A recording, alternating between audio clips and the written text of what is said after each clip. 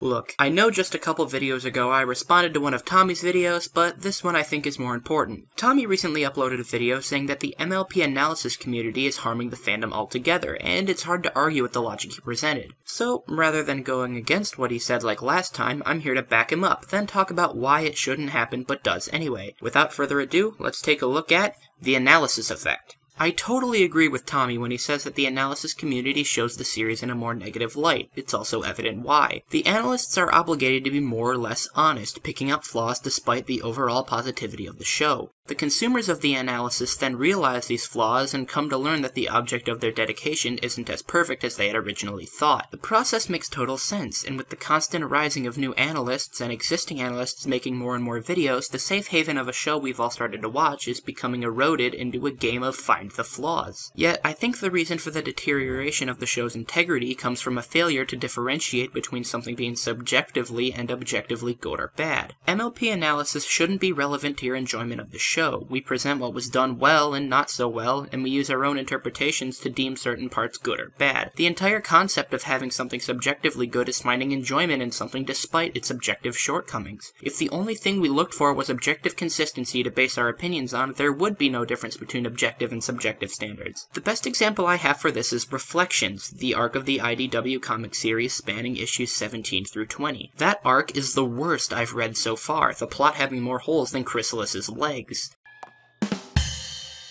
Yet, it is hands down my favorite. I could come up with a list of problems that it had, yet none of that affects the enjoyment that came from reading it. If all that matters was objective fact, then I would hate Reflections with a burning passion. So now, think of this. It's called entertainment for a reason. Even though Reflections was less than well thought out, if it entertained me, it still did its job. Subjective opinion really takes precedence to objective fact. Therefore, in all reality, the analysis community is granted more power than it should have. It's the job of an analyst to present the information, yet it's the job of the consumer to decide if you like it or not. The objective points we lay out should be nothing compared to if the content did its job of entertaining. The only person an analyst should truly affect is him or herself. When I started making my Equestria Games video, I didn't like the episode at all. But once I actually dove down into the episode looking for things to talk about, I realized how much I loved it. The amount of problems in the episode never changed, yet my outlook on it definitely did. Reviewers are a little different. They make sure their opinions are clear and they want people to know what they think. But at the same time, it's their opinions, not yours. The labels of something being good or bad are entirely up to the individual. But since the concepts of both objective fact and subjective opinion are cognitive, a lack of understanding of the two as separate bodies in essence combines them into one, so that any objective flaws appear as subjective to the consumer, and any subjective opinions laid out are perceived as fact. If you know that someone's opinions are meaningless to what you should think, and that your perception